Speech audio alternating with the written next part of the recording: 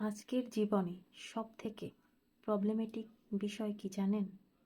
Social লাইফে চাকচিক্য, নতুন জামা, নতুন আসবাবপত্র, নতুন ফ্যাশন, এইসব দেখানোর প্রতিযোগিতার কারণেই অনেক ঘরের শান্তি নষ্ট হয়ে গেছে।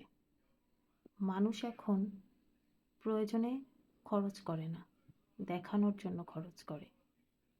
এই প্রতিযোগিতার মধ্যে নিজেকে ডুবিয়ে দিয়ে মানুষ ভুলে গেছে তার সীমা আর বাস্তবতার রূপ।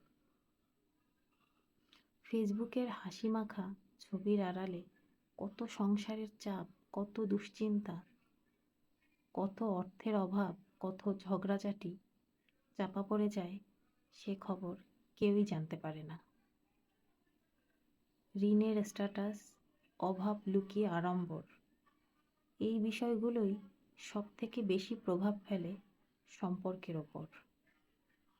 শান্তির ঘর নষ্ট হয় বিলাসের দৌড়ে নামলে, কারণ সুখ থাকে সামঞ্জস্যতার মধ্যে। প্রদর্শনীতে কখনো সুখ পাওয়া যায় না।